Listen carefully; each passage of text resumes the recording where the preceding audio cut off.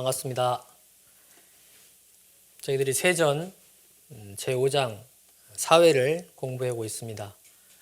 지난 시간 남녀의 도, 노소의 도를 공부를 했고, 강약의 도는 교도님들께서 최초보보 강자약자의 진화상요법을 읽어보시는 거로 대신을 하고요. 오늘은 5 공중의 도를 살피는 것으로 제5장 사회 부분을 마치려고 합니다.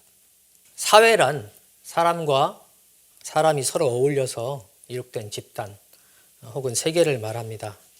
각각의 개인이 있겠죠. 수많은 개인이 있을 겁니다. 이 개인이 모여서 한 사회를 이루는 것이죠.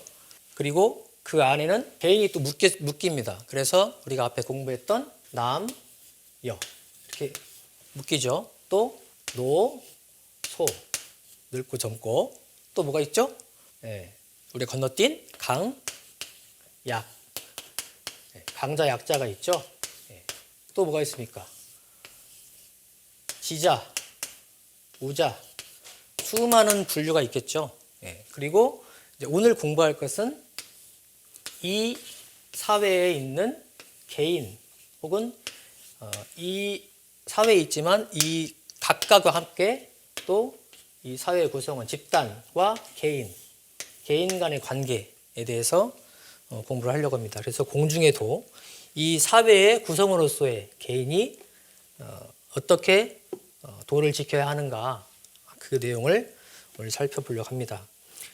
구성원 간에 도가 실행되지 않으면 그 사회는 낙후와 또 타락을 할 것입니다. 그래서 공중의 도가 설 때 비로소 평화, 번영의 길을 갈 수가 있다. 이렇게 사회에 대하여 앞쪽에 이제 밝히고 있는데요. 공중의 도를 함께 보겠습니다. 오늘 원문을 먼저 함께 봉독하실 텐데 전서 742쪽 보시면 공중의 도가 있습니다. 함께 봉독하시고 내용을 살펴보겠습니다. 공중의 도, 사람이 사회에서 생활할 때에는 자신이 공중의 한 사람이 되기도 하고 또는 공중을 상대하는 자리에 서기도 하나니 그러므로 사회에는 공중의 도가 없지 못할지니라. 공중의 도는 첫째 공의를 존중함이니 공의라 함은 곧 그 사회가 대체로 옳다고 여기는 바라. 모든 개인은 그 공법과 공론을 존중하며 그에 순응할 것이요. 둘째는 예의를 지킴이니 지도하는 사람과 지도받는 사람이며 남녀와 노소며 지우와 강약이 다 각각 적당한 예의를 서로 잃지 말 것이요. 셋째는 공익을 위주함이니 모든 일에 공과 사가 상대되는 경우에는 공을 본의로 처리하며 힘 미치는 대로 공익을 위하여 노력하는 동시에 공용물을 아끼고 공도자를 알뜰히 숭배할 것이요. 넷째는 공의 원리를 자각함이니 공을 존중하는 것이 곧 자기를 존중함이 되고 공을 유익해 하는 것이 곧 자기를 이롭게 함이 되는 원리와 공도사업은 곧 보훈의 근본적 의무임을 철저히 깨쳐 알고 행할 것이니라. 공중의 도는 사회 여러 사람 간에 서로 챙겨야 할 예의 혹은 방향성을 말씀하고 계십니다. 예전 통례편 16장에도 보면 이 공중과 공영이라고 해서 이 내용을 말씀하고 계신데요. 공을 더 중요하는 민중은 다 같이 향상의 길을 걷게 되고 사를 더 중요하는 민중은 다 같이 낙후의 길을 밟게 된다 그랬습니다. 원불교의 방향성을 한마디로 말하면 뭘까요?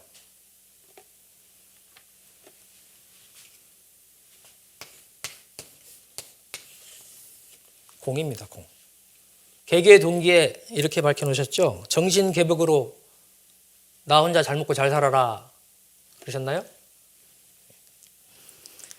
그것이 아니고 일체 생명을 위해서 일체 생명을 광대문양한 낙원으로 인도하자. 나가 아니고 일체 생명 전체 공으로 향하고 있습니다. 원불교의 최종 행동 강령이 뭐죠? 무아분공입니다. 무아분공. 무아분공의 최종 종착지가 뭐예요?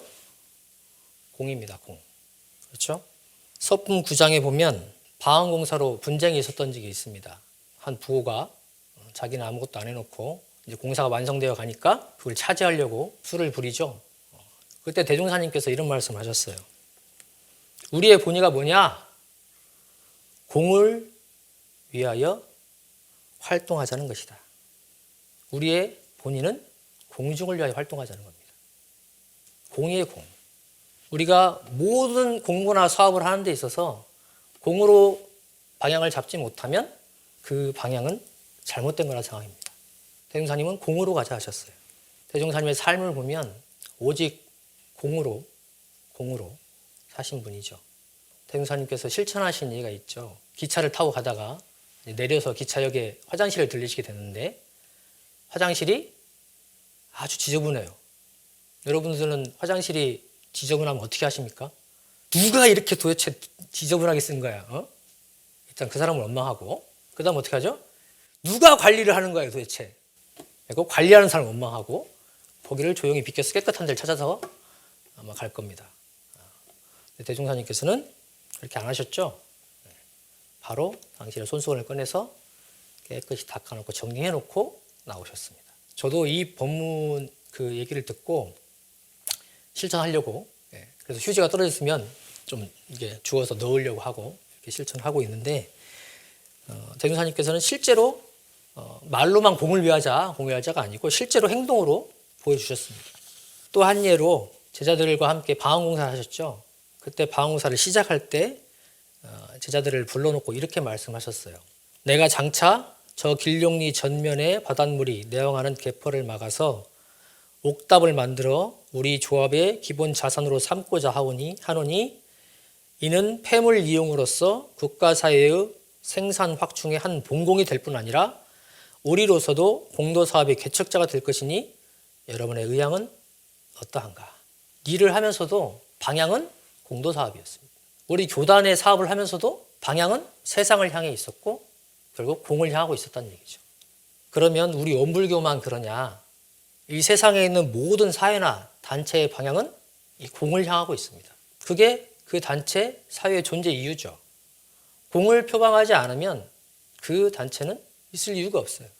그리고 그 공을 실천하기 위해서는 반드시 도가 있어야 합니다. 각각의 도가 있는 것이죠.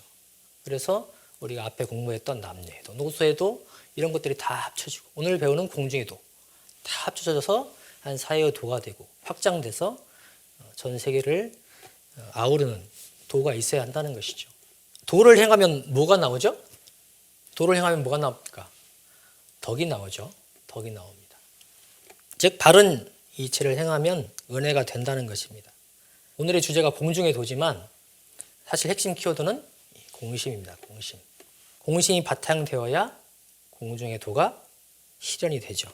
제가 대학을 다닐 때 어머니가 저를 보면 이런 말씀을 가끔 하셨어요. 네 실속 차려라. 네 실속 차려라.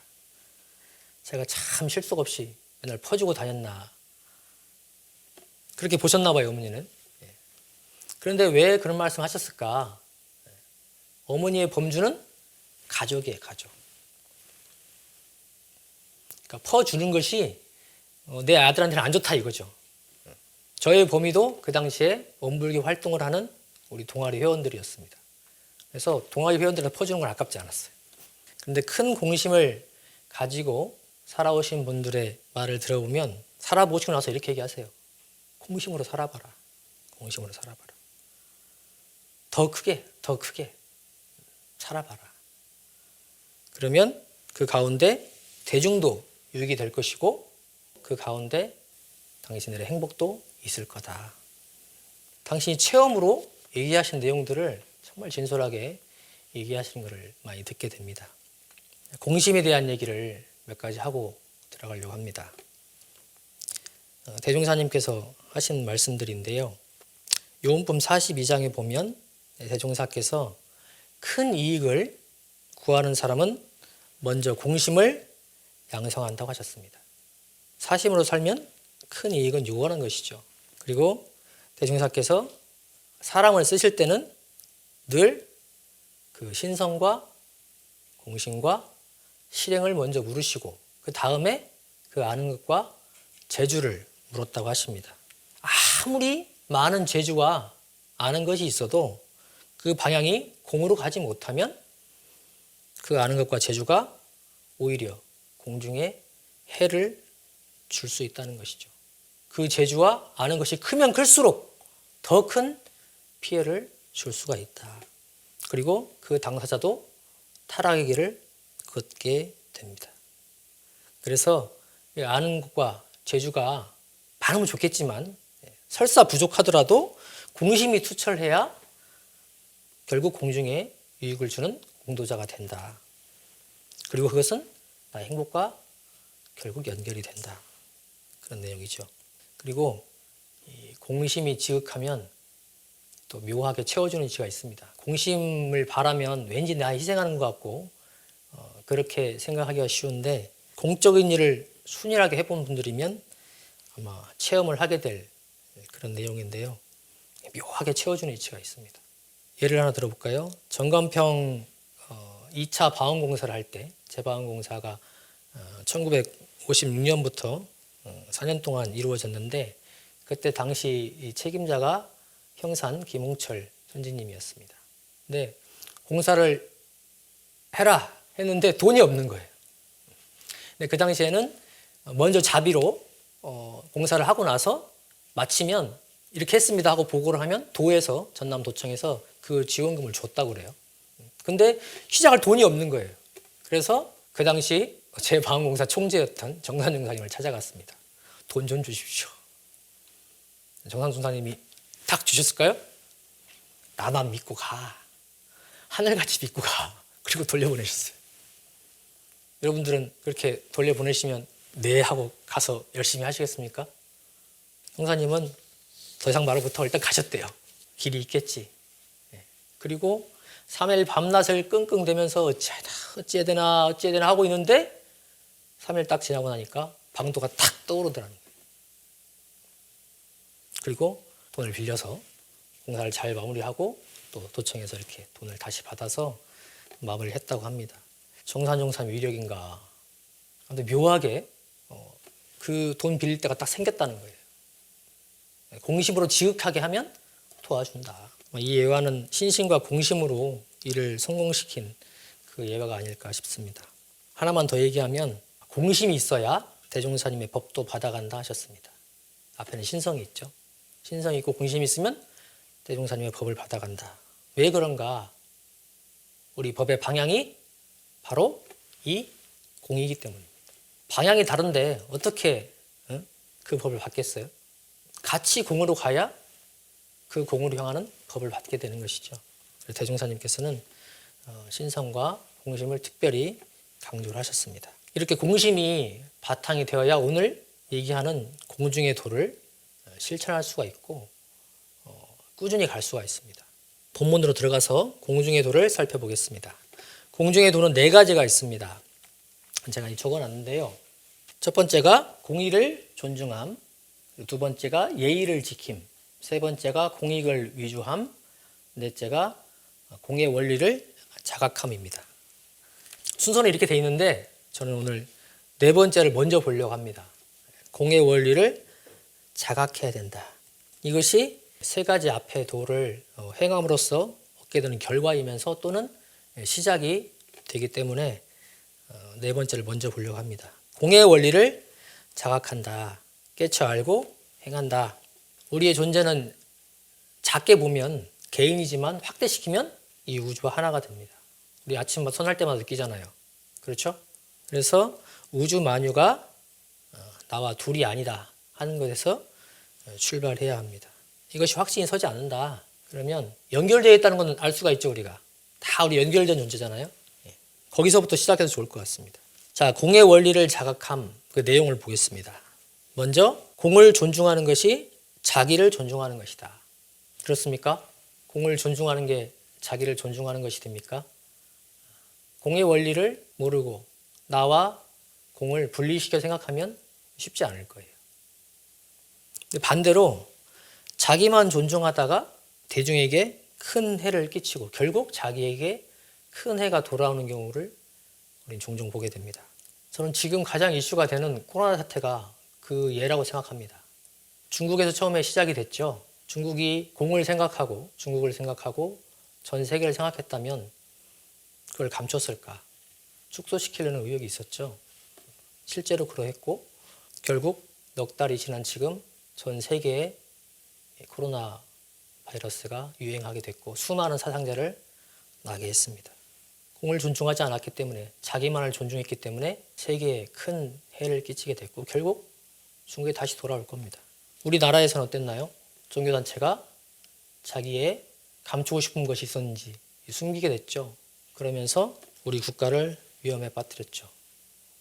우리는 쉽게 넘어갈 줄 알았는데 거기서 터지면서 우리 국가를 위험하게 했습니다. 다행히 잘 대처를 해서 지금은 어느 정도 안정화가 돼가고 있지만 아직도 계속 번지고 있고 안심을 할 수 없는 단계죠. 개인으로 보면 요즘 강남이나 홍대 클럽에 가면 20대들이 그렇게 넘쳐난답니다. 바글바글 하대요. 그런데 우리 이 나라에 있는 세대들 중에서 가장 많은 감염률을 보이는 게 바로 20대입니다. 나는 건강하니까 안 걸릴 거야. 나 걸려도 괜찮아.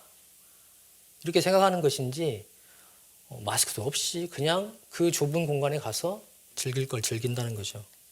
그래서 지금 현재 가장 많은 감염 비율을 보이고 있습니다. 정말 자기만 생각하는 것이죠.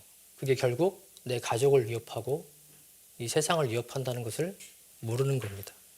공을 존중해야 자기도 존중하게 된다.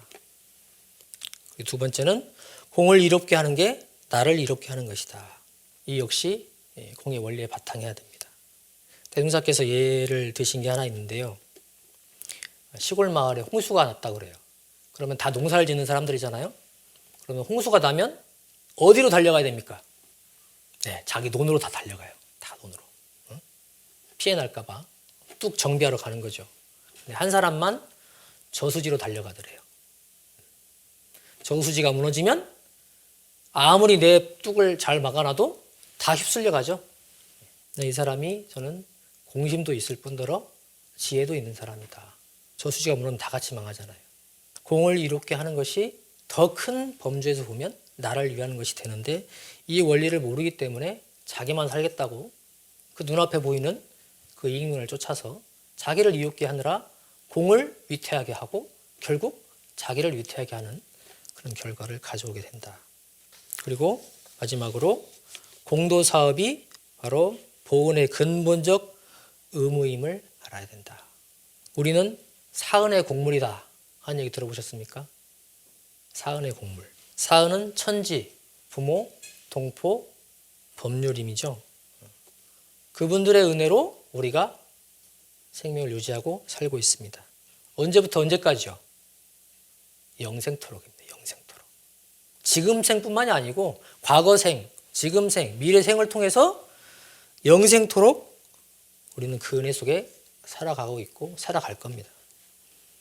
그러니 힘 미치는 대로 그 보은의 의무를 다하라. 그래서 내가 스스로 점검을 해볼 필요가 있을 것 같아요.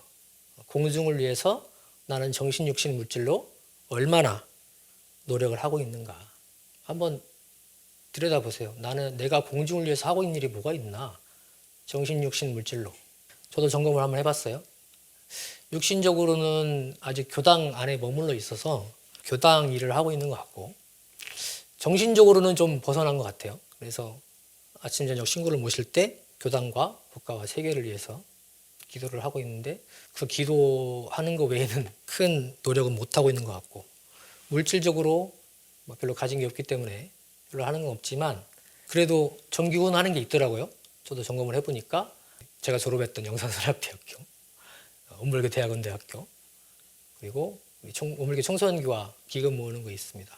거기 그리고 아프리카 후원독회도 제가 하나 하고 있더라고요. 그래서 보니까 적은 돈이지만 이렇게 우연히 인연이 돼서 이렇게 하고 있었습니다. 없는 살림이지만 우리 다 사실 여유롭게 사는 사람 별로 없잖아요. 그렇지만은 그 가운데서도 보은이 이렇게 의무임을 알아서 조금씩이라도 동참을 하면 좋겠다. 그것은 의무이지만 사실은 권리이고 더 큰 미래를 보면 투자이기도 합니다. 공의 원리를 자각해야 된다. 이것이 공중에도 처음으로 살펴본 내용이고요. 두 번째는 공의를 존중함입니다. 공의. 공의는 그 사회가 대체로 옳다고 여기는 바를 얘기를 합니다. 그래서 공법이라고 하기도 하고 또는 공론이라고 하기도 하죠. 그것을 존중하고 순응해라. 이 내용입니다. 이것은 우리가 평화롭고 안정적일 때도 필요하지만 지금처럼 사회, 국가, 세계에 위기가 닥쳤을 때 이때는 더욱 중요하죠. 그래서 국가에서 지금 코로나 관련해서 많은 수칙들을 내놓고 있죠. 예방 수칙도 있고 또 유증상자는 어떻게 해야 되는지, 집단시설은 어떻게 해야 되는지, 사회적 거리두기는 어떻게 해야 되는지 이런 내용들을 얘기를 해놓고 있죠. 이 공의를 따라야 된다. 존중하고 순응해야 된다는 겁니다. 그런데 자유라는 이름으로 행해지는 이 공의를 무시하는 행동들이 지금 보이고 있죠. 뉴스를 보니까 요즘 사람들이 가장 많이 몰려가는 곳이 있대요. 강화도하고 강원도랍니다. 청정지역이래요, 거기는. 강화도에서 한 명도 안 나왔어요, 지금. 그러죠? 강원도도 거의 없습니다. 그런데 자연이 있죠. 그러니까 그렇게 몰려간다는 거예요. 그럼 강화도와 강원도에 사는 주민들은 어떨까요? 너무너무 불안한 거죠. 그렇게 많은 사람들이 몰려오니까. 자가격리 하는 사람뿐만 아니고 우리 국민 대부분이 한 2달 가까이를 지금 일종의 자가격리 형태로 지금 살아오고 있습니다. 물론 정신적 어려움이 있죠. 어려움이 있습니다. 그렇지만 아직도 안심할 수 없기 때문에 정말 답답하다면 동네 돌아다니는 것 정도로 그쳐야 되지 않을까 이렇게 생각이 드는데 지금은 국가에서 얘기해 놓은 그 공의를 우리가 존중하고 순응해야 될 때라 생각이 됩니다. 근데 우리는 그래도 좀 양호한 편인 것 같아요. 지금 유럽이나 북미나 호주나 이란이나 이런 곳에 엄청나게 많은 감염자와 사망자가 나오고 있죠. 그렇게 폭증하는 가운데도 아직도 그렇게 해변가에는 사람이 몰리고 마스크도 없이 몰리고 유명 관광지에 요즘에 벚꽃이 이렇게 많이 피고 있는데 그렇게 많이 몰린답니다, 사람이. 더 번지겠죠. 그리고 국가가 이걸 막으니까 이제는 배를 빌려가지고 배에서 선상 파티를 한대요. 문화의 차이도 있겠지만 지금 이 세계가 함께 고민해야 될 그 내용을 너무 무시하고 있는 거 아닌가 이런 생각이 들고 저도 조심을 하고 있는데 한번 2주 전쯤에 제가 그 집 근처에 있는 정릉천에 이렇게 산책을 나가는데 사람들이 이상하게 저를 피하는 거예요. 또 왜 피하는가 봤더니 내가 좀 이상하게 생겼나 그랬는데 마스크를 안 썼더라고요. 마스크를 안 쓰니까 사람들이 점점 피해요. 그래서 마스크 안 낀 걸 알고 저도 불안하기도 하고 사람들한테 불안을 주면 안 되겠다 싶어서 바로 돌아왔던 기억이 있는데 그 이후부터는 무조건 마스크 쓰고 사회적 거리를 유지하기 위해서 노력하고 있습니다. 우리가 이 공법과 규칙을 잘 지키는 것만으로도 우리가 복원의 도리를 다 할 수가 있습니다. 요즘에 가장 안타까운 나라는 사실 일본이에요. 세계 정부들은 막으려고 노력하고 있는데 일본은 막으려고 노력을 안 하더라고요. 지금 벚꽃 축제가 지금 일본에 막 여기저기 하고 있는데 전혀 통제를 안 한답니다. 그래서 수많은 사람들이 벚꽃 축제에 지금 나와서 그걸 즐기고 있대요. 일본도 한 국가인데 세계 각 나라들 중에서 한 국가로서 세계에 우리가 이 사회 속에서 개인이듯이 세계 속에서 한 국가로서 개인이라고 볼 수가 있는데 세계의 공의를 역행하고 있는 거 아닌가 이런 생각을 해보고요. 우리가 공중에 한 분자이다. 그래서 공중에 끼칠 영향을 생각해야 되는데 그걸 하지 않고 하고 있는 모습을 보면 좀 안타깝기도 합니다. 우리 교당에도 학사를 운영하고 있는데 학사 규칙을 철저하게 지키도록 합니다. 우리 학사생들이 보고 있을 텐데 잘 지켜야 돼요. 교단의 규칙도 마찬가지입니다. 그리고 각 사회가 약속한 회의 시간이라든가 만남의 시간이라든가 잘 지켜야 되죠. 나 하나쯤이야. 한 번인데 이렇게 하다 보면 점점 무너져 가게 되죠. 그래서 함께 정한 공의, 함께 옳다고 여기는 그 내용을 서로 존중하고 순응할 때 우리가 향상의 일을 할 수가 있다. 자, 세 번째는 예의를 지킵니다. 예의를 지킨다. 예의는 내용에 보면 지도인과 피지도인 간에 또 남녀 간에, 노소 간에, 강약 간에 예의를 지켜야 된다는 내용입니다. 피지도인과 지도인 어떤 예의가 있을까요? 지도받는 사람은 지도인에게 어떤 예의를 차려야 됩니까? 우리 신성부에도 많이 나와 있고 그러죠. 일단은 숨김이 없어야 될 것 같고요. 속이려고 하지 않고 남김없이 얘기하고 지도를 받았을 때는 그것에 순응하고 스승을 재거나 비방하는 것을 멈춰야 되지 않을까 싶습니다. 지도인은 어떻게 해야 돼요? 신용이 있어야 되고 사리를 취하지 말아야 하고 인격적인 대우를 해야 될 것 같아요. 내가 가르친다고 해서 함부로 내 지도를 받아야니까 너는 내 제자야 하면서 함부로 하는 것은 지금 시대에 맞지 않다. 예의를 지켜야 된다. 그리고 남녀 간에도 남녀의 도 앞에 우리 배웠죠. 공경과 근신과 양보, 협조 이 내용의 바탕에서 예의를 지켜야 된다. 그리고 노소도 우리가 앞에 배웠죠. 나이 든 사람은 젊은 사람을 대할 때 기대와 충망으로 복도두라 그러셨고 또 수자상을 놓고 지혜와 덕행을 본의로 해서 경우에 맞게 대우하라 이렇게 하셨습니다. 젊은 사람은 노인을 대할 때 어떻게 하냐? 공경과 보호와 봉양의 예를 다하라 그러셨죠. 강자 약자상에는 어떻게 하느냐? 우리 강자 약자 진화상의 옆에 보면 강자는 약자에게 자리타법으로 가르쳐라 그랬죠. 그리고 약자는 강자를 선도자로 삼아서 잘 배우라 그렇게 말씀하셨죠. 이렇게 사회 각 구성원 간에 예의를 지켜갈 때 공중에도 바로 서고 우리가 향상의 길을 함께 갈 수 있다. 마지막으로 공익을 위주함입니다. 공익을 위주한다. 그 내용에 4가지가 나와 있는데요. 첫 번째가 선공후사입니다. 공을 먼저 한다. 안암교당에 청년 임원했던 교우가 한 명 있었는데 학생 신분일 때 청년 회장도 하고 교구 부회장도 하면서 참 바쁘게 살았대요. 근데 집에 가면 어머니가 이렇게 말씀하셔. 그렇게 열심히 하면 뭐하냐? 뭐가 나오냐 도대체. 차라리 그 시간에 공부를 하든가 아르바이트를 해서 실속 있게 해야지. 그러면서도 나는 이 길을 가는 게 공을 위해 사는 게 맞다 이렇게 생각을 하고 취사의 우선순위를 공으로 놓고 활동을 했대요.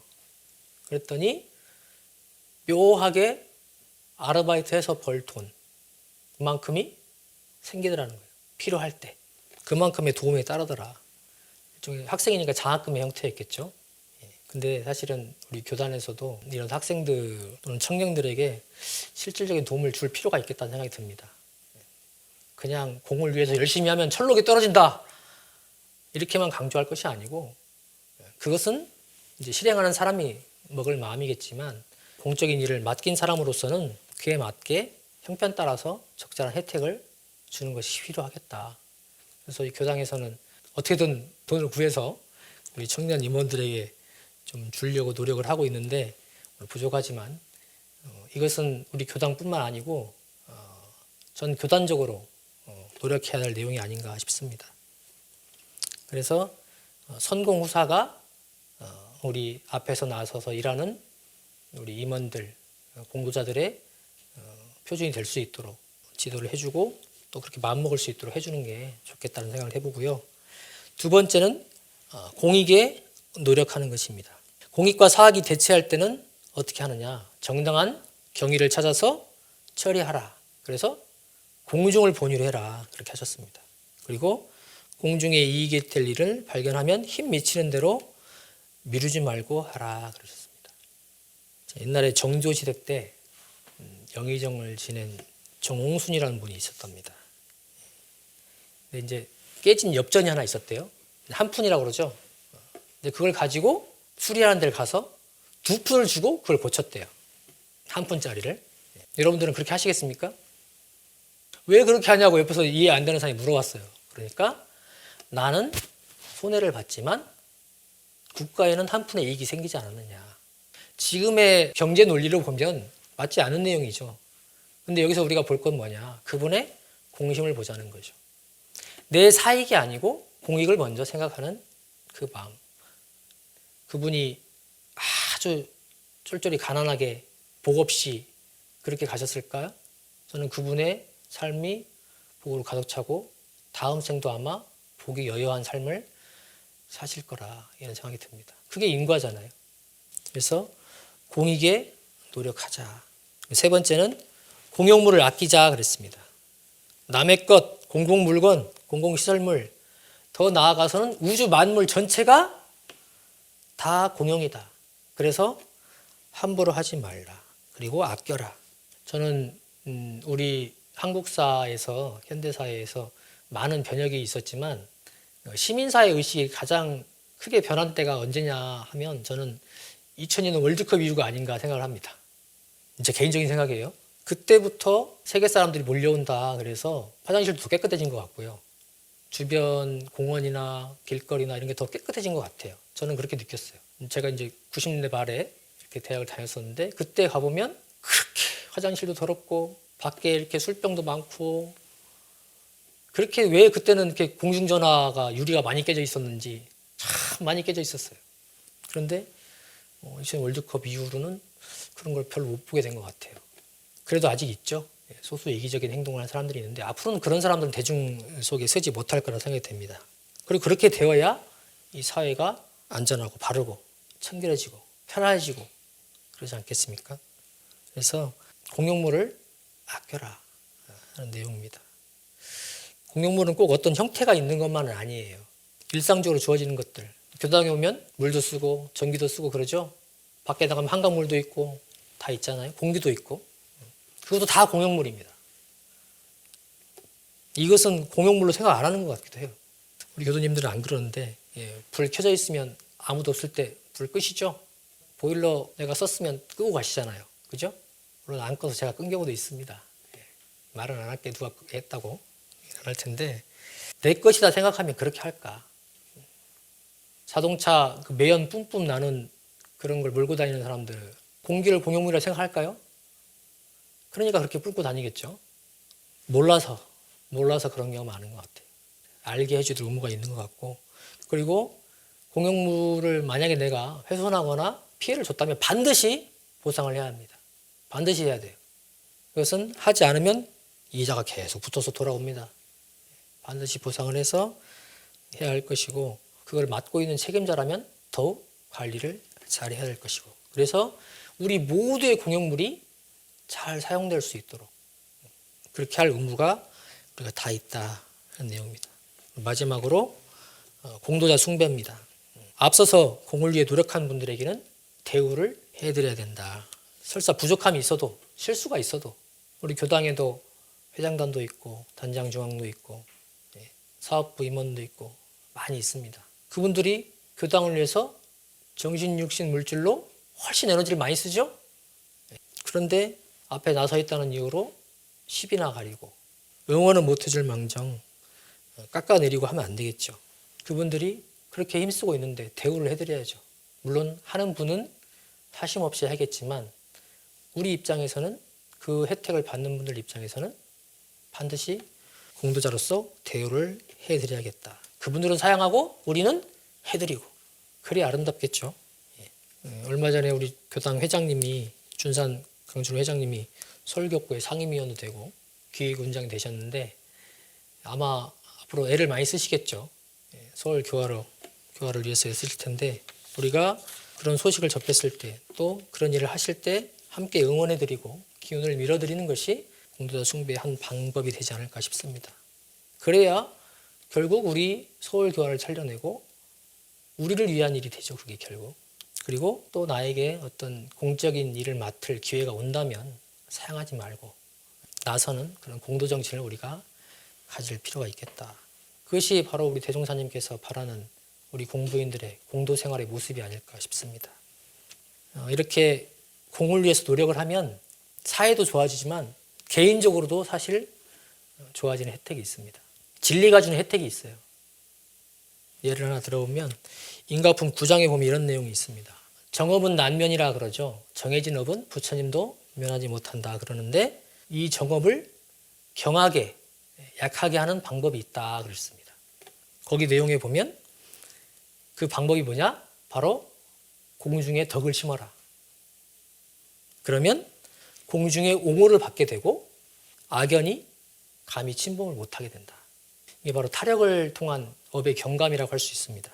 내가 공중에 덕을 쌓으면 그것이 공중의 은혜가 되죠. 그러면 그 은혜가 나를 보호해주는 역할을 하게 되고 내가 혹시 안 좋은 일을 당할 때도 막아준다는 거죠. 이것은 타력을 통한 거예요. 자력을 통한 업의 경감도 있습니다. 어떻게 하면 업을 경감시킬 수 있을까요? 3대력을 갖추는 겁니다. 3대력을 갖추는 것. 마음의 힘을 갖추고 보면 경계를 수월하게 넘어갈 수가 있다. 5살짜리 어린이가 싸워요. 싸우면 한 대씩 주고받으면 되게 아프겠죠. 그리고 이제 마음이 약한 애가 울겠죠. 그런데 내가 20살 어른이 됐어요. 그러면 5살짜리가 때리면 아플까요? 내가 5살 때보다 훨씬 덜 아프겠죠. 물론 중요 부위를 맞으면 안 그럴 수도 있지만 이렇게 내가 힘이 커지면 마음의 힘이 커지면 육신의 예를 들었지만 마음의 힘이 커지면 어떤 경계가 와도 수월하게 넘길 수가 있다. 이것은 앞의 내용은 이제 공을 통해서 하는 것이었고 뒤에는 이제 3대력을 갖추는 내용이죠. 3대력을 갖춰야 공중에 덕 심는 것도 크게 할 수 있는 겁니다. 사실은 연결이 돼 있어요. 공중의 도 4가지를 살펴봤는데 한번 정리를 해볼게요. 우리는 사은의 공물이고 공적인 존재입니다. 그렇기에 공중의 도를 지키는 것이 곧 나를 위한 일이 되고 모두가 낙원의 길을 걷는 길이 된다. 그래서 공중의 도는 공의를 존중하고 서로 간 예의를 지키고 공익을 위주로 행동하고 공의 원리를 자각해서 공도사업을 하는 것이다. 이것이 이제 공중의 도입니다. 이것은 나와 우리 가족, 사회를 위한 진정한 행복의 길이 되고 또 실천하면 그것이 다 우리에게 돌아오게 된다. 작은 것부터 하나씩 실천을 해보시면 좋겠고요. 마지막으로 제가 존경하는 이 나라의 큰 공도자셨던 한 분, 백범 김구 선생이 했던 말씀이 있습니다. 이걸 전해드리고 싶은데요. 돈에 맞춰 일하면 직업이고 돈을 넘어서 일하면 소명이다. 직업으로 일하면 월급을 받지만 소명으로 일하면 선물을 받는다. 그랬습니다. 돈벌이 수단을 넘어서 내가 속한 단체의 발전을 위해서 공심으로 하다 보면 선물이 있다. 우리 모두가 이 공심으로 공중의 도를 실천해서 모두가 법신불 사원님의 선물을 받으셨으면 좋겠다. 이런 생각을 해봅니다. 이상으로 사회 부분 그리고 공중의 도 함께 오늘 공부해봤습니다. 감사합니다.